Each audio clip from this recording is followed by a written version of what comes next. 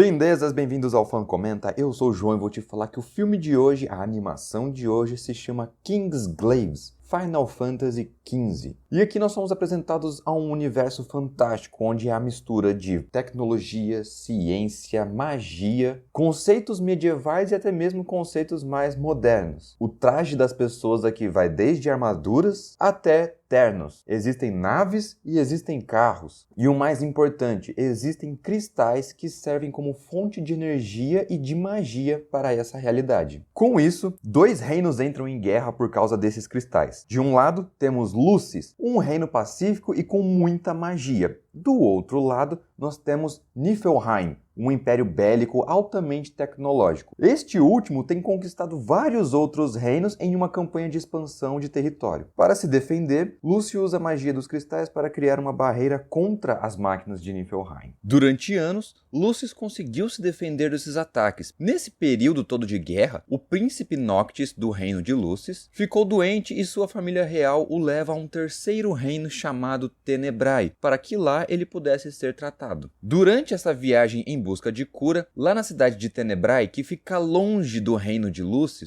é atacada. Finalmente os exércitos de Niflheim têm a chance de eliminar a realeza, a liderança do reino de Lúcio. Nesse ataque, poucos sobrevivem. Rei Regis e seu filho Noctis conseguem voltar para Lúcio. 12 anos depois desse ataque, o rei Regis forma uma força-tarefa, um batalhão de elite chamado Espadas do Rei, Kingsglaives. E além de bem treinados, esses guerreiros de elite usam magia e tecnologia para auxiliá-los em batalha. O principal equipamento são adagas que os ajudam a teletransportar por onde elas estão. Em uma das muitas batalhas vindas da guerra, conhecemos Nyx, o protagonista e um dos Kingsglaives de Lúcio. E também temos uma ideia da dimensão do poder ao dispor de Niflheim. Além das máquinas, possuem um demônio gigante envolto em fumaça. E apesar da vitória nesta batalha, Niflheim recua. Depois nós entendemos o porquê. O chanceler de Niflheim vai até Lúcio como um mensageiro para propor termos de paz. Ele diz que a retirada da batalha anterior foi para mostrar boa vontade e faz duas exigências. Primeiro, que todos os territórios de Lúcio sejam passados ao seu reino. E segundo, que o príncipe Noctis se case com a princesa Luna de Tenebrae, agora reino sobre domínios de Niflheim. O rei escuta seus conselheiros e alguns apoiam o acordo, dizendo que estão perdendo e que ceder seria a melhor forma de poupar vidas e recursos. Já outros conselheiros dizem que ainda há formas, que ainda há esperança de vencerem. Por fim, o rei decide por se render. É declarado um cessar-fogo e a paz parece que vai começar a reinar. Porém, os Blades sentem que tudo o que fizeram foi em vão. Alguns membros se desentendem, o que faz com que a equipe acabe se dividindo, porém a esperança ainda continua. A unidade não é dissolvida, mas enviada em uma nova missão. Crowell, uma grande maga e considerada a irmã caçula da equipe, é enviada para se infiltrar em Tenebrae, onde o casamento com o príncipe vai acontecer. E a decisão de Luffy em se render deve ser oficializada com a assinatura de um tratado para formalizar o acordo. Então, enquanto isso não acontece, Lúcio mantém-se na ativa, mas agora de forma mais clandestina. Afinal, se Niflheim descobre suas atividades, o acordo acaba e a guerra volta a todo vapor. Lá em Tenebrae, a princesa Luna, com quem Noctis vai se casar, tenta fugir, mas seu irmão, Ravus, a impede. Ela não quer se casar, mas ele quer a paz gerada pelo acordo. Por isso, os dois se desentendem. E Crow, a Blade escolhida para fazer a infiltração, cai numa emboscada e a partir daí as coisas começam a dar errado, porque nesse mesmo dia em que ela deveria se infiltrar na cidade, onde a princesa teoricamente estaria, descobrimos que a princesa na verdade está na capital de Lúcio.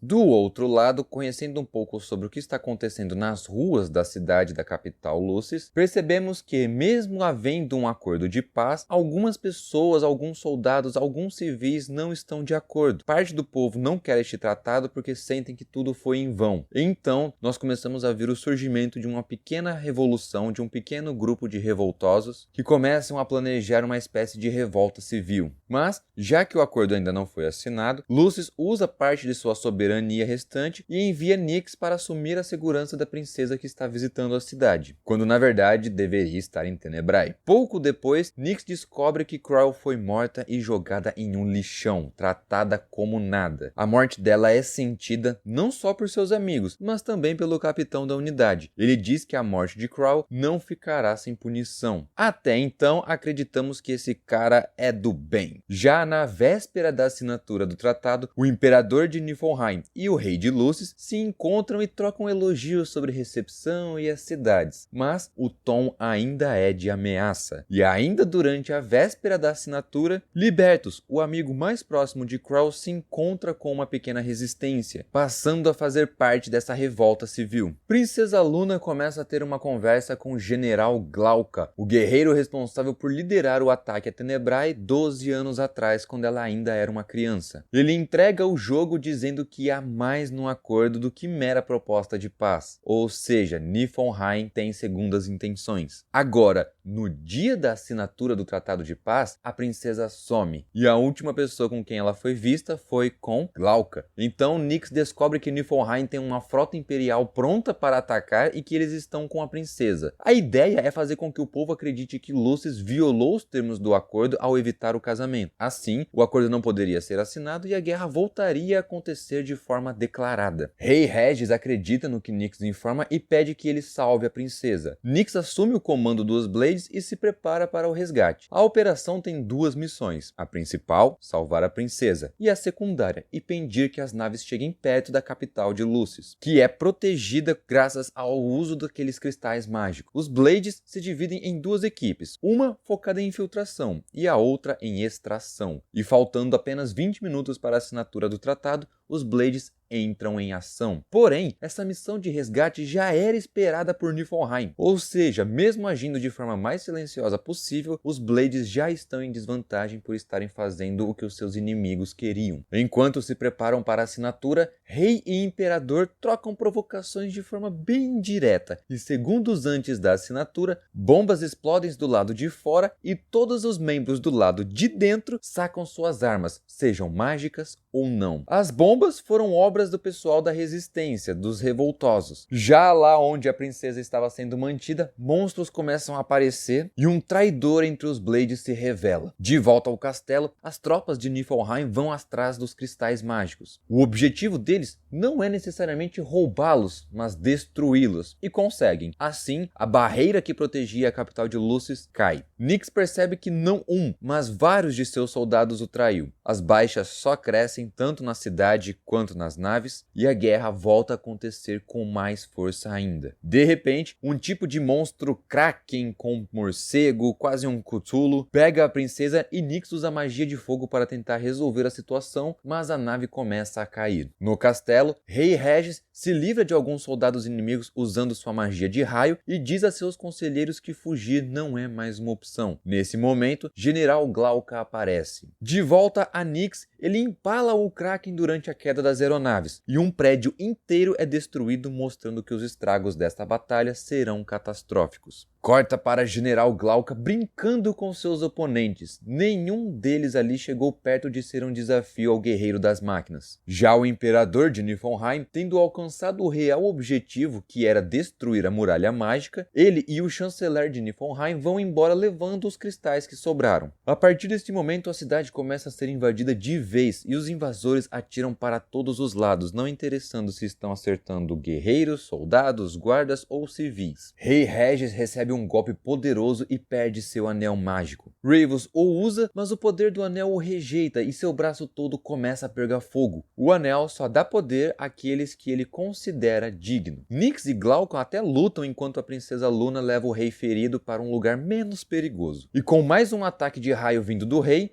Glauca fica incapacitado por segundos o suficiente para Nyx fugir também. Regis entrega o anel mágico para Luna e percebe que seus ferimentos não vão deixá-lo ir longe. Então, o rei decide ficar para trás, dando uma última ordem antes de ser morto por Glauca. Que Nyx leve Luna até a cidade de Altissa, onde o príncipe Noctis está em segurança. Logo depois, descobrimos que o Império estava financiando os ataques realizados pela Resistência. Aquele grupo de revoltosos, na verdade, estava o tempo todo do lado de Niflheim. Porém, todos eles foram traídos pelo Império. E durante a fuga de Luna e Nyx, os Blades traidores tentam matá-los. Nyx vai revidar. O problema é, com o rei morto e sem os cristais, a magia praticamente acaba. Assim, Nyx não consegue realizar o teletransporte das espadas. Então, os dois são jogados para fora da estrada e um sentinela robô os caça junto com traidores e monstros. Com muita sorte, os dois sobrevivem, mas são pegos. Um dos Blades traidores conta que foi ele quem matou Croyle. A traição foi motivada por se sentirem usados e não valorizados pelo reino de Lucis, e as promessas do Império de Niflheim faziam mais sentido. E o maior dos traidores dos Blades era o próprio capitão, aquele que parecia ser do bem. Descobrimos que ele é o General Glauca, que ataca Nyx. No desespero, o protagonista utiliza o anel na esperança de ser digno para receber os poderes. Nyx para o tempo e vai para uma espécie de dimensão onde conversa com manifestações físicas do poder do anel. Nyx dá aquela lição de moral com um discurso nobre e até mesmo rejeita o poder do anel. E isso o torna digno por um tempo limitado. Com o nascer do sol, Nyx perde os poderes e também sua vida. Sabendo disso, ele passa a Libertus, seu melhor amigo, a missão de proteger e levar Luna até o príncipe Noctis, na cidade de Altícia, enquanto ele fica para trás para lutar contra Glauca. A briga entre os dois é acirrada. Os movimentos são rápidos e os demônios vistos na primeira batalha começam a aparecer. E usando parte do poder recebido, Nyx dá vida a estátuas gigantes de pedra para virem lutar ao seu lado. Esses gigantes de pedra também usam magia de teletransporte nas lâminas, equilibrando um pouco a batalha. E essa luta vira a verdadeira frase, abre aspas, destruir a cidade para salvar a cidade, fecha aspas. Os demônios se sobressaem, vencendo os gigantes de pedra. Mas o imperador de Niflheim diz não precisar mais deles agora que tem os cristais e ordena que o chanceler mate as criaturas. Depois de muitas cenas de ação, explosão, destruição, o sol começa a nascer e Nyx começa a sentir os efeitos colaterais. Enquanto ele luta contra Glauca, o último gigante de pedra enfrenta o último demônio e a luta dos quatro é quase sincronizada até mesmo no golpe final. Por fim, o sol nasce e a cidade está totalmente destruída. Escombros e fumaça para todos os lados. Libertus e Luna se separam, ela para se encontrar com o príncipe e ele para ajudar o povo da cidade. Na cena pós-crédito, vemos que o príncipe Noctis estava de boas curtindo a vida com seus amigos. E para mais resumos e comentários sobre filmes, séries, animes e muito mais, não se esqueça de dar o like no vídeo, se inscrever no canal e ativar o sininho.